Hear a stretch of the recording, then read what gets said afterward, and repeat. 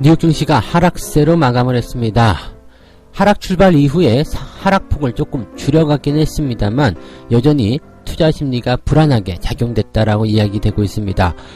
뉴욕 증시가 하락한 배경에는 부진한 지표 그리고 기업들의 실적 부진이 담겨 있다라고 합니다. 실질적으로 부담스러운 상황들이 투자자들의 마음을 짓눌렀다 이렇게 분석이 되고 있는데 어떠한 내용들인지 알아보도록 하겠습니다. 가치투자운용 3사에서는요 최근의 롤러코스터 장세 속에서 주식을 담기보다는 정리하는 쪽을 선택했다 이런 이야기가 나왔습니다. 주식을 정리했다라는 것이 매도를 했다라는 것이 아니라 포트폴리오 안에 있는 종목들의 비중을 변화시켰다라는 이야기인데요. 그러니까 가지고 있었던 포트폴리오에 대한 그런 관리를 더 강화시켰다라는 얘기라고 보시면 될 것 같은데, 자, 어떤 식으로 진행이 되었는지 또 이것은 어떻게 봐야 되는지 알아보도록 하겠습니다. 급락장이 한 번 더 올 것이다 이렇게 분석하고 예측하는 사람들이 늘어나고 있다고 합니다. 최근에 자금들의 움직임들이 단기 상품 쪽에 뭉칫돈으로 들어오고 있다 이러한 얘기들이 나오고 있는데요. 보통은 이렇게 단기 상품에 뭉칫돈이 들어올 때는 시장의 변화를 통해서 무언가 기회를 노리기 위한 그런 움직임이라고 보실 수가 있습니다. 어떠한 내용들인지 좀 알아보도록 하고요. 정말로 급락장이 한 번 더 올 것인지 여기에 대한 것도 같이 알아보도록 하겠습니다.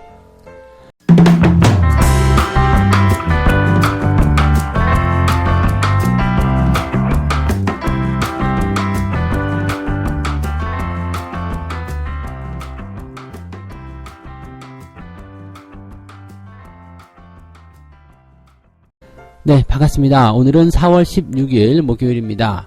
투표가 끝나고 나서 약간의 변동성 예상이 좀 되긴 합니다만은 시장에는 그렇게 큰 영향을 주지는 않을 것이다 이렇게 일단은 예상해 보실 수는 있겠습니다. 다만 미국 증시 같은 경우가 우리 선거날 15일 날은 상승으로 마감이 됐는데 16일 오늘은 개장을 앞둔 시점에서 하락으로 마감이 됐어요. 그러니까 상승폭을 전부 다 마감을 되돌려주는 그런 모습이 좀 나타나면서 약간은 좀 부담스러운 내용이 우리 증시에 들어오지 않겠는가 생각이 됩니다. 왜냐하면 전일 주가가 상승한 배경이 그대로 악재로 작용이 되는 그 내용이 나타났습니다. 특별한 뉴스가 있었던 것이 아니라 상승 쪽에서는 이럼에도 불구하고 괜찮았어 라는 것이 이렇게 나와서 안 좋았어로 바뀌어버린 거거든요. 그래서 물론 이제 낙폭을 조금 줄여가는 모습이 나타나기는 했습니다만 미국 시장 자체에 나와 있는 악재들이 상당히 좀 많이 시장의 압박감을 만들어 줬다라고 보시는 게 맞을 것 같습니다. 자, 상황들을 좀 살펴보도록 하죠. 예상보다도 더 나쁜 지표들 이런 이야기가 나왔단 말이에요.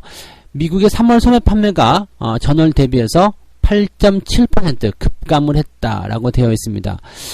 전월 통계가 작성된 이후에 가장 큰 낙폭을 기록했다라고 되어 있죠. 또 월스트리트 저널이 집계한 예상치보다도 더 큰 폭의 낙폭이었다라고 되었습니다. 소매 판매가 줄어들게 되면은요 굉장히 좀 부담스럽습니다. 미국은 이 경제의 약 70% 정도를 이 소비에서 차지하고 있기 때문에 소비의 감소는 이 미국 시장의 경제를 전망하는데 굉장히 중요한 척도가 되죠. 그래서 소매 판매가 줄었다라고 한다면 미국 경기 별로 안 좋은데 이렇게 얘기가 나올 수도 있어요. 자, 특히 이제 미국의 소비를 좀 많이 비중을 차지하고 있다라고 볼 수 있는 의류 판매가 전달의 절반 수준으로 폭락을 했다. 그러니까 옷을 안 사 입었다는 이야기예요. 빨가벗고 다니는 것이 아니라 그만큼 새로운 소비가 줄어들었다는 이야기죠. 계절적으로 우리나라는 봄이지만 미국은 다를 수도 있겠지만요. 어쨌건 계절적인 부분들이 계속 바뀌고 있는 상태에서 이렇게 의류 소비가 줄어들었다는 것은 약간은 좀 그만큼 소비가 위축되었다라고 볼 수가 있겠죠. 또 그다음에 자동차 판매도 25% 이상 급감했다. 주머니에 돈이 없다는 거예요. 미국은 자동차는 반드시 필수거든요. 그런데 이 자동차 판매량이 줄어들었다라는 것은 어떤 것을 의미하냐면 아직은 쓸만한데 돈을 아끼자라고 얘기가 되는 거죠. 이 자동차 같은 경우는 보통 내구재 주머니이기 때문에 이렇게 주머니에 돈이 좀 들어가 있는 상태에서 판매량이 늘어난다거나 지표상에서 좋아지는 모습이 좀 나타나게 되죠. 근데 이런 모습이 감소했다는 것은 그만큼 이 사람들이 돈을 아끼고 있다는 의미가 되겠다 이렇게 생각하시면 되겠습니다. 대내 연준이 발표한 3월의 산업 생산도 전월 대비해서 5.4% 줄어들었다. 시장 예상치는 3.5였는데 이것보다 더 많이 부진했다라고 되어 있죠. 4월 엠파이어 스테이트 지수도요, 전월 마이너스 21.5에서 마이너스 78.2로 폭락세를 보였다. 야, 이 모습들은 사실 굉장히 큰 충격이라고 좀 보실 수가 있겠습니다. 모든 지표가 다 너무나 나쁘게, 또 예상치보다 더 많이 나쁘게 나왔습니다. 근데 이제 걱정을 많이 하고 있는 것은 지금 발표된 지표는 1분기 그 다음에 2분기, 이제 막 지나가는 그런 과정이란 말이거든요. 근데 이 2분기 때는 실질적인 실물 경제에 미치는 영향이 조금 더 있을 것이다라고 예상되고 있기 때문에 지표가 더 나빠질 수도 있다. 이렇게 분석이 될 수도 있는 겁니다. 그래서 여기에 대해서 이제 투자자들이 조금 부담스러워하고 있다라는 얘기가 될 수 있겠죠. 한 가지 이제 긍정적인 위로감으로 들어갈 수 있는 이야기는 이러한 부분들이 주가에 이미 충분히 반영이 되었을 것이다. 봐라, 이 정도라면 주가 낙폭이 더 크게 나타나야 되는데 그렇지 않지 않느냐, 이런 분석들도 같이 있겠습니다. 그래서 그런 것들은 일단 좀 참고하시면 좋겠고요. 기업들의 실적 같은 경우도 여전히 부담감을 좀 줬을 거예요. 은행주들의 실적이 좀 나빴다라는 이야기는 어제도 시황에서 말씀을 좀 드렸던 것 같아요. 근데 추가적으로 뱅크 오브 아메리카, 시티그룹, 골드만삭스 이런 주요 은행들의 1분기 순이익이 일제히 40% 이상 급감을 했다라고 되어 있습니다. 여기다가 뭐 유가 같은 경우도 한몫 더 하고 있죠. 대규모 감산 합의가 일어났음에도 불구하고 국제 유가가 하락을 계속 보이고 있다.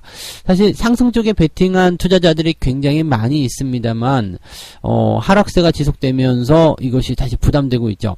이 유가에 대한 부분들은 어떻게 봐야 되냐면, 감산을 하기는 했는데 이게 기대치에 미치지 못했다라는 부분이죠. 그리고 수요가 감소되는 부분들이 3천만 배럴은 넘어가야 되는데 그러면 그것을 이제 방어하기 위해서, 3천만 배럴을 방어하기 위해서 최소한 2천만 배럴 이상은 나와야 되는데 1,000만 배럴도 되지 않은 그런 감산 합의였기 때문에 그렇게 큰 영향이 미치지 못했을 것이다, 이렇게 되어 있는 거죠.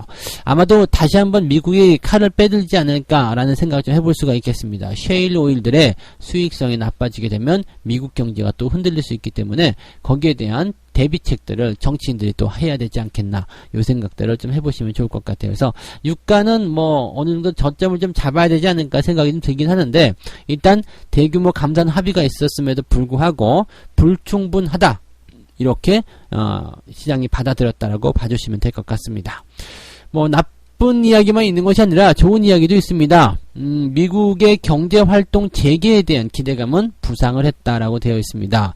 트럼프 대통령이요, 기자회견에서 뭐라고 그랬냐면, 지금 매우 곧, 그러니까 계속 강조하고 있는 모습이죠. 이달 말보다도 더 빠르게, 그러니까 이달 말이 되기 전에, 즉 4월 중반 정도에 경제를 재개할 수 있을 것이다 라고 이야기를 했습니다. 이것이 그냥 단순하게 트럼프의 희망사항인지 아니면 어떠한 변화를 감지하는 것인지는 알 수 없지만 그래도 긍정적인 메시지라고 우리가 판단을 해봐야 되겠죠. 자, 그 다음에 기업들의 실적이 다 나쁘다고는 했지만 아마존이라든지 넷플릭스와 같은 이런 기업들은 주가가 또 사상 최고치를 찍고 실적도 굉장히 좋은 모습이 나타나고 있다고 합니다. 실제로 이제 넷플릭스 같은 경우는요, 미국에서 화면 소비의 최고 강자인 스포츠 경기가 모두 중단되면서 이런 반사이익을 얻고 있는 기업이다라고 되어 있습니다. 지금 뭐 이렇게 아마존과 같은 유통 관련주들이 주가가 상승하는 것과 그 다음에 이렇게 컨텐츠 관련한 종목들이 그 주가가 상승하는 것, 실적이 증가하는 것은 우리가 이미 뭐 한두 달 전에 예상을 다 해드렸던 부분이잖아요. 국내에서도 그런 움직임들이 나타나고 있기 때문에. 근데 이제 미국이 이제 규모가 크다는 것을 우리가 좀 느낄 수 있을 것 같아요. 우리나라는 뭐 그렇다고 하더라도 그냥 작은 상승이라거나 약간씩 긍정적인 움직임, 그 정도에 그쳤는데 얘네들은 뭐 그냥 사상 최고치를 막 찍어버리고요. 그죠? 난리가 납니다. 그래서 일단은 규모라는 부분에서 뭐 미국이 좀 컸기 때문에 그럴 수도 있다라고 생각할 수도 있겠는데, 뭐 아무래도 이제 뭐 현재의 상황이 전 세계적인 관점들이다 보니까 더 그런 모습이 집중되지 않았나 생각이 됩니다. 자, 어쨌건 지금 현재 긍정적인 소식들은 이러한 부분들인데, 어떻게 보면 이 아마존의 주가와 넷플릭스의 주가 상승은 긍정적이라기보다는 그냥 틈새 시장 정도로 우리가 분석하시는 게 더 낫지 않을까 생각이 듭니다. 자, 그래서 미국 증시가 하락세를 보였는데, 일단 낙폭 자체는 뭐 전일 상승폭을 다 반납하지도 않았고요. 그냥 소폭 내려가는 것이다라고 이제 판단해 볼 수 있겠습니다. 뭐 많이 올라왔지만, 네, 내려간 것은 뭐 1.8%대, 1.4%대 정도이기 때문에 크게 부담은 없는데, 그렇다고 하더라도 이것을 그냥 긍정적으로 마냥 받아들이긴 조금 애매하고, 뭐 그렇다 정도 보시면 되겠습니다. 좀 지켜봐야 되지 않겠나. 약간의 그냥 변동성, 조금 더 사람들이 지켜보자, 이런 관점들로 시장을 바라봤다, 이렇게 생각하시는 게 맞을 것 같습니다. 자, 두 번째 이야기 가도록 하겠습니다. 최근 롤러코스터 증시가 나타나면서 가치 투자자 운용 3사가요, 주식을 담기보다는 정리하는 데 급급했다라는 얘기가 나옵니다. 투자처가 마땅치 않았다는 이야기가 일단은 첫 번째 분석이고요. 그 다음에 이제 신규 편입에 대해서 굉장히 소극적으로 이제 그 대처를 했다, 이런 얘기가 나오고 있습니다. 저평가주, 그리고 주주권을 강화하는 그런 종목들의 눈길을 좀 주기도 했고, 또 엔터주를 두고서는 운용사들마다 또 각기 다른 전략을 세우기도 했다라는 얘기가 있습니다. 실제적으로 이제 운용사들이 어떤 종목들을 가지고 움직였는지 한번 보도록 할 건데요. 신영자산운용사하고요, 한국투자밸류, KB자산운용, 이 3사에 대한 비교치가 나옵니다. 이 3사들은 이제 가치투자를 지향하는 그런 자산운용사라고 좀 보시면 되는데요. 일단 종목들을 딱 보게 되면은요, 대체적으로 신규 편입보다는 원래부터 가지고 있었던 종목들에 대한 비중을 조금씩 정리했다라고 보실 수가 있겠죠. 뭐 추가적으로 더 매수를 한쪽으로 가고 있는 것 같은데요. 신규 편입을 좀 꺼리는 것은 새롭게 살만한 종목이 좀 없는데, 이런 생각을 좀 했었을 것 같고요. 그 다음에 기존의 보유 종목들에 대해서 추가적인 매수를 더 들어갔다는 것은 아마도 물타기적인 성격이 강하지 않았나 생각이 듭니다. 다만 이제 비중적인 부분에서 뭐 소폭씩 늘어나는 내용들이기 때문에 아마도 이제 그 평단가가 조금씩 조정되는 그런 정도의 결과만 가져왔을 것이다 라고 생각이 좀 들고 있고요. 뭐 물타기는 뭐 우리가 공부해서 아시겠습니다만 그냥 파격적으로 들어가야 되는데, 꼭 그런 쪽의 대응이 아니라 그냥 조금씩 사보고 시장의 상황에 맞춰서 계속적으로 비중을 좀 확대해 나가는 그런 전형적인 가치 투자의 그런 전략으로 가는 것이 아닌가, 이렇게 판단이 좀 되고 있습니다. 이러한 움직임들에 대해서 이제 시장은 어떻게 분석을 하고 있냐면, 그만큼 투자할 곳을 찾기 힘들었다. 네, 새로운 종목을 뭐 투자하는 것은 정말 어려운 일이 아니었겠나, 이렇게 분석을 좀 해보고 있습니다. 그리고 지금 보면은 이제 그 새로운 종목에 대한 그 내용들보다도 원래 보유하고 있던 종목들의 지분을 늘리거나 그런 쪽으로 좀 갔는데, 이 지분 축소 또는 편입을 제외했다, 이 내용들은 뭐냐면요, 지분을 축소했다는 것은 손절매도와 같은 내용들이거든요. 좀 덜어내자, 이것보다는 그냥 추가적으로 더 지분을 늘렸거나 아니면은 이제 새롭게 편입을 하는 그런 쪽으로 갔다라는 얘기입니다. 그러니까 오히려 이제 그 담고 있는 주식 대부분에 대해서 적극적으로 사고 팔면서 비중을 더 늘렸다라고 되어 있는 거죠. 그래서 지금 여기서 나타나지만은 비중을 뭐 2배 이상 늘려간다거나 이런 식으로 가는 부분들보다는 조금씩 지분을 조금씩 늘렸거나 그런 쪽으로 진행이 됐다라는 겁니다. 그러니까 상당히 지금 시장에 대해서 조심스럽게 움직이고 있는 모습이다라고 보실 수가 있는 거고, 가치 투자를 하는 사람들 같은 경우는 저점권을 잡아내서 그냥 한꺼번에 몰아놓고 가는 것이 아니라 이렇게 야금야금 모아갔기 때문에 실질적으로는 뭐 투자할 곳을 찾기 어려웠다라기보다도 기존에 보유하고 있었던 종목들의 이런 가격대가 크게 하락을 하게 되면서 오히려 저평가 매력 또는 저가 매수에 대한 매력이 더 부각되었기 때문에 신규 종목을 편입하는 것보다 기존 종목을 비중을 확대하는 것이 훨씬 더 이득이겠다라고 결정을 했을 것 같습니다. 아마도 그런 내부적인 회의를 거쳤을 것 같아요. 이제 어떻게 하면 좋을까? 우리는 운용을 어떻게 하면 좋을까라고 회의를 했을 때 지금 우리가 좋은 종목을 가지고 있는데 가격이 쌀 때 이럴 때 더 기회를 잡아주는 것이 좋을 것 같습니다. 뭐 이런 식의 회의가 나오지 않았을까요? 네, 그렇게 생각을 좀 해봅니다. 그래서 여러분들도 포트폴리오를 운영하실 때요, 이렇게 기존에 가지고 있는 종목들인데 참 좋은 종목들이 있을 거 아니에요. 그런 종목들이 주가의 어떤 하락세를 크게 보이게 된다면 오히려 추가 매수를 통해서 이렇게 저가 매수를 할 수 있는 기회를 최대한 살려보시는 것이 좋지 않겠는가, 이렇게 판단을 좀 해봅니다. 네, 그래서 그런 정도의 투자 전략들을 세워주시는 것도 좋은 방법이다라고 말씀드릴 수 있겠죠. 네. 자, 세 번째 이야기로 가도록 하겠습니다. 세 번째 이야기는 약간 이제 좀 부담스러운 이야기, 또는 최근에 개인 투자자들의 움직임들이 여기에서 영향을 좀 받지 않았나 생각이 좀 들기도 합니다. 급락장이 한 번 더 올 것이다, 이런 얘기가 나옵니다. 근데 이것이 그냥 뭐 점쟁이처럼 뭐 쌀알 집어 던지고 뭐 그게 부채로 왔다 갔다 하면서 그냥 점쟁이처럼 치는 것이 아니라 뉴스상에서 나타나는 것들은 이제 분석적인 내용들을 좀 가지고 하죠. 근데 이제 시장의 변화, 움직임을 전망하는 가장 그 첫 번째 방법이 이 현금의 흐름이거든요. 돈의 흐름. 돈의 흐름이, 이 자금이 어느 쪽으로 몰려가고 있느냐, 지금 투자 자금들이 어느 쪽을 더 집중적으로 보고 있느냐, 이런 내용들이 좀 됩니다. 이제 코스피가 반등 이후에 자금들이 몰려들고 있는데 MMF, 머니 마켓 펀드라고 합니다. 이게 단기 그 자금이거든요. 그 다음에 종합자산관리계좌 CMA죠. CMA 쪽에 잔액이 늘어나고 있는 상태. 그러니까 예수금 쪽으로, 그 다음에 단기적 그 자금 쪽으로 움직임이 짠 하고 들어갔다는 얘기죠. 언제든지 이제 이 자금에 대한 움직임들을, 자금에 대한 변화를 계속적으로 만들어낼 것이다라고 보여지고 있는 부분입니다. 추가적인 조정장이 나타날 수 있기 때문에 여기에 대해서 실탄을 비축할 것이다 라는 예상을 지금 하고 있는 거고요. 2008년도 금융위기 당시의 상황들을 이야기하고 있습니다. 그래서 그 당시에도 이제 W자형 이런 그 다중바다가 좀 형성했었죠. 그렇게 한 번에 V자로 급등하는 것이 아니라 단기 급등 이후에 들어와서 저점 확인하고 다시 상승하는 그런 형태였기 때문에 아마도 그런 비슷한 모습이 같이 나타나지 않겠느냐, 이런 식으로 전망이 좀 되고 있다 생각하시면 될 것 같아요. 그래서 뭐 그런 정도로 우리가 판단해 본다라면 오히려 뭐 지금 같은 경우가 시장에서 받아들이기에는 뭐 이렇게 조금 더 주가가 하락했을 때 더 추가적으로 매수하기 좋은 그런 기회가 될 수도 있지 않겠느냐, 뭐 이렇게 얘기가 되기도 하는 것 같습니다.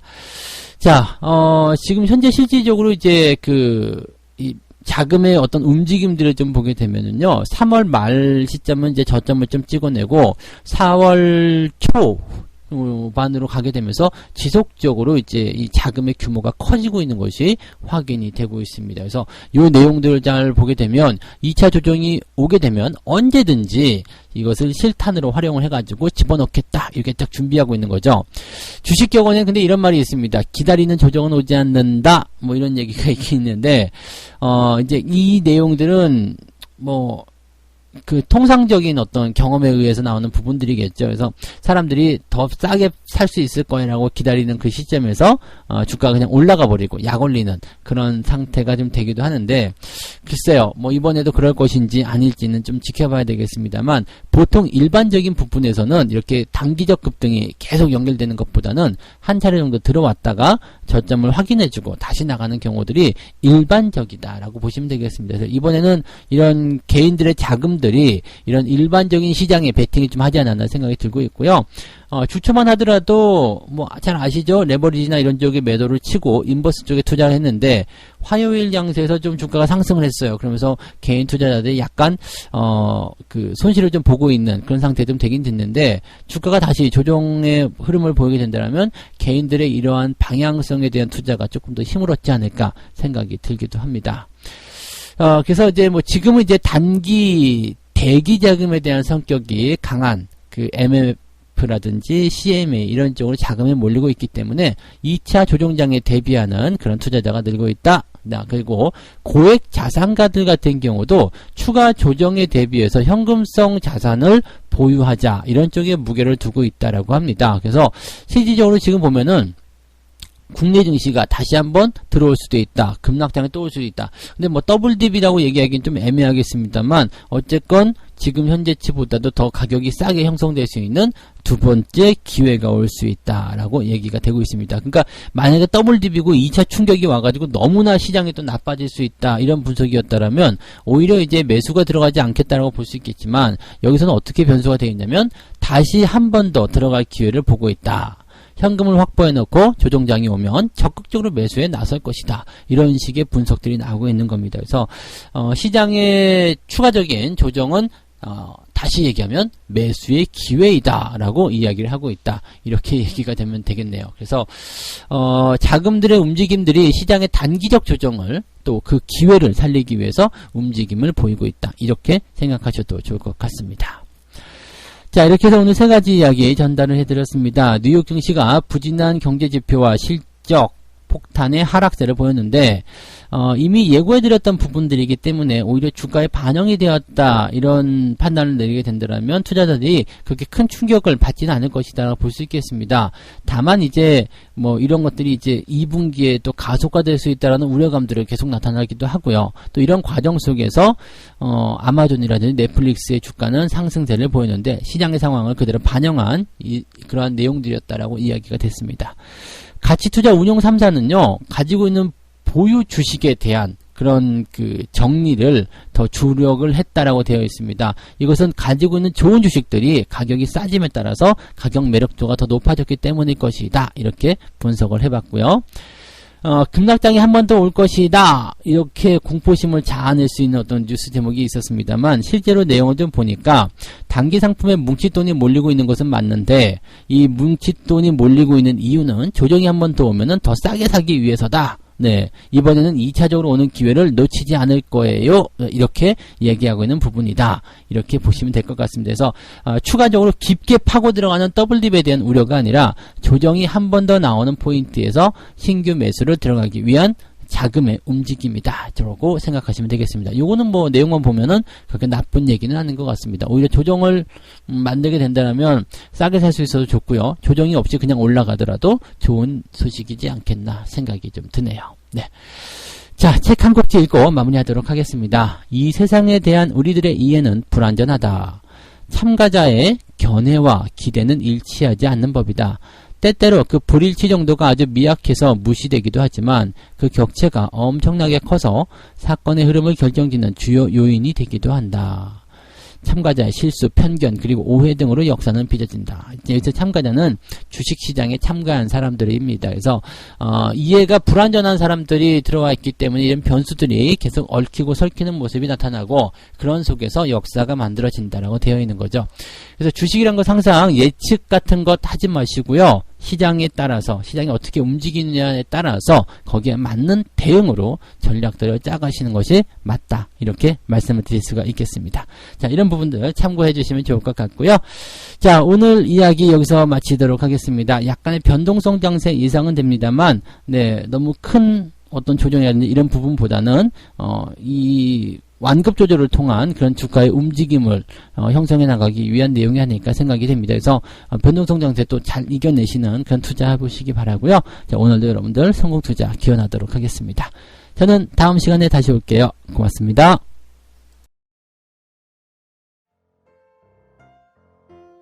본 방송에서 제공되는 모든 정보는 투자 판단의 참고 자료이며 투자의 최종 책임은 본 방송을 이용하는 본인에게 있습니다.